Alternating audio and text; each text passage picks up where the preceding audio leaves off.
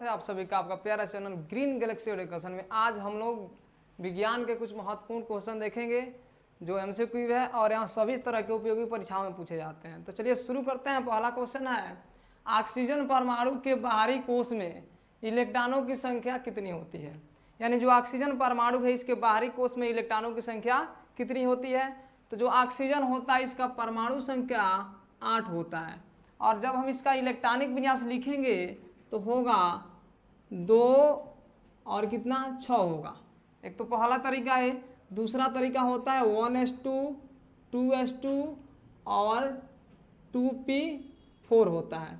तो इसका जो बाहरी कोश है वो होता है 2s2 और 2p। इसको बोलते हैं k कोश, इसको बोलते हैं l कोश। और यहाँ से देखेंगे तो k a वाला है और l यहाँ है। तो l में जो इलेक्ट्रॉन है कितना है 6 है।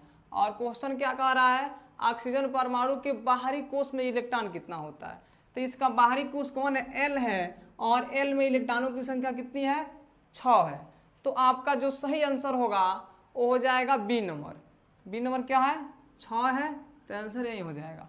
अगला क्वेश्चन है, नाइट्रोजन के 2 परमाणुओं के बीच कौन सा आबंध बनता है। यानी जो नाइट्रोजन होता है उसके 2 परमाणु के बीच, 2 परमाणु कहने का मतलब हो गया N और N, यानी हो जाएगा N2।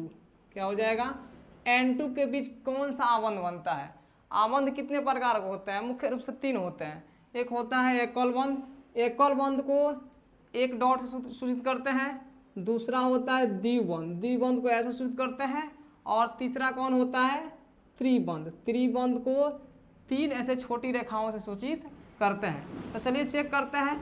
इसके पहले हम लोग ये जानते हैं कि नाइट्रोजन का परमाणु संख्या कितना होता है। नाइट्रोजन का परमाणु संख्या होता है कितना, आपका नाइट्रोजन का परमाणु संख्या होता है 7। ठीक है 7 होता है। तो इसका इलेक्ट्रॉनिक विन्यास हो जाएगा 2 और कितना आपका हो जाएगा 5। यानी बाहरी कोश में कितना इलेक्ट्रॉन है 5 है। नाइट्रोजन कितना है टोटल, यहाँ 2 परमाणु है। और यहाँ देखते हैं इसका निर्माण कैसे हुआ है। तो नाइट्रोजन देखिए यहाँ ऐसे इसका संरचना सूत्र बना लेते हैं। इसके बीच इलेक्ट्रॉन देखते हैं, इलेक्ट्रॉन बिंदु संरचना द्वारा 3 इलेक्ट्रॉन एक नाइट्रोजन के परमाणु के बीच हो गया और 2 यहाँ कितना हो गया 5। इसका ऐसे क्रॉस के द्वारा दर्शा लेते हैं 1 और 2 यहाँ लिख देते हैं, 1 और 2 और 3 यहाँ। हम जानते हैं कि कोई भी परमाणु किसी दूसरे परमाणु से साझा करे या इलेक्ट्रॉन क्या करे त्यागे।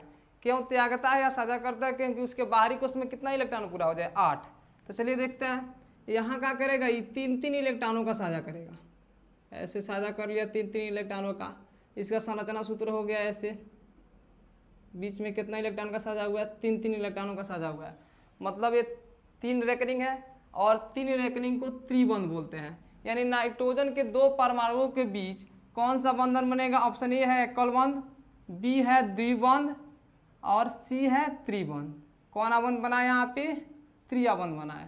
तो आपका जो ऑप्शन सी है क्या हो जाएगा, करेक्ट आंसर हो जाएगा। अगला है, आधुनिक आवर्त सारणी में आवर्तों की संख्या कितनी होती है। तो जो आधुनिक आवर्त सारणी होता है इसमें आवर्तों की संख्या कितनी होती है, टोटल 7 होती है। आधुनिक आवर्त सारणी में आवर्त 7 होते हैं और वर्ग कितने होते हैं, वर्ग 18 होते हैं। तो आपका ऑप्शन देखते हैं कि कौन सही होगा। ए नंबर दिया है 18 आवर्त नहीं होता है, आवर्त क्या होता है, आवर्त 7 होता है। बी दिया है 4, ये भी सही नहीं होगा। सी वाला 6 दिया है, ये भी सही नहीं होगा। डी आपका क्या हो जाएगा, सही हो जाएगा। आवर्तों की संख्या कितनी होती है 7। आवर्त सारणी में जो क्षैतिज कतारें होती है उसे आवर्त बोला जाता है और जो ऊर्ध्वाधर लाइनें होती है उसे क्या बोला जाता है, उसे वर्ग बोला जाता है। अगला क्वेश्चन है, निम्न में कौन सा अधातु तरल अवस्था में रहता है। यानी वो कौन ऐसा अधातु है जो द्रव अवस्था में पाया जाता है। तो चलिए ऑप्शन देखते हैं।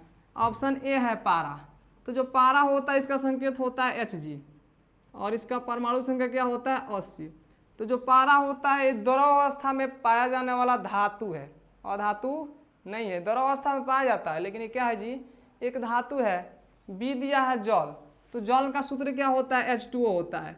तो ये न धातु है ना अधातु है, जल एक क्या है यौगिक है, तो ये भी सही नहीं होगा। अगला है सी है आयोडीन।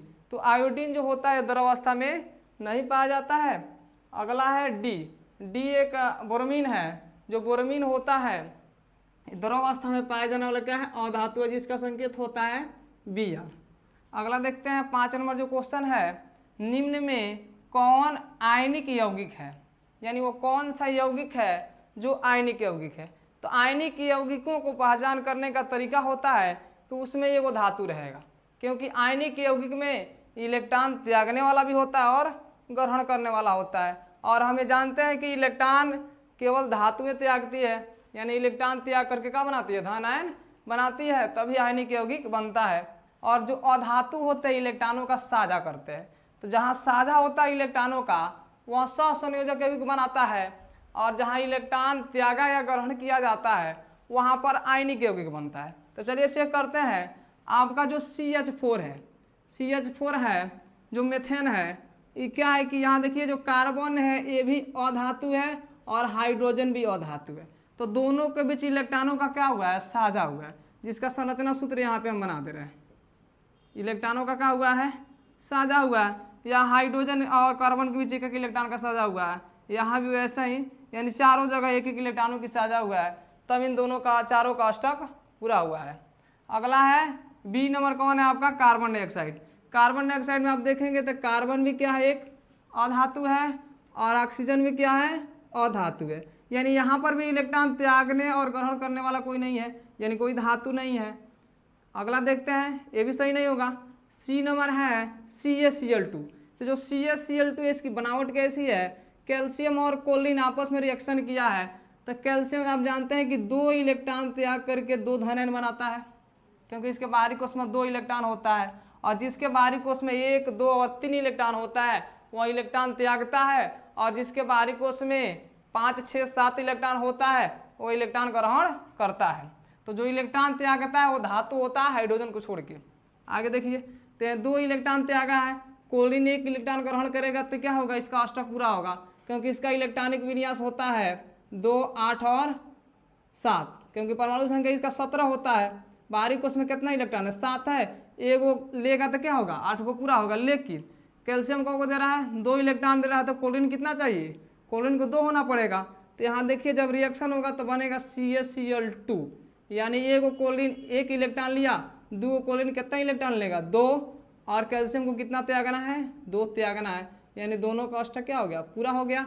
यहाँ पर हम देख रहे हैं एक इलेक्ट्रॉन त्यागने वाला है, एक ग्रहण करने वाला है, तो ये क्या हो जाएगा, आपका आयनिक यौगिक हो जाएगा। और NH3 को देखते हैं, तो NH3 जो अमोनिया है, यहाँ इसका नाम अमोनिया है, नाइट्रोजन भी अधातु है और हाइड्रोजन भी अधातु है, तो यहाँ आयनिक यौगिक बनने का सवाल नहीं है। बस आज के लिए इतना ही, अब मिलते हैं हम लोग नेक्स्ट वीडियो में, धन्यवाद।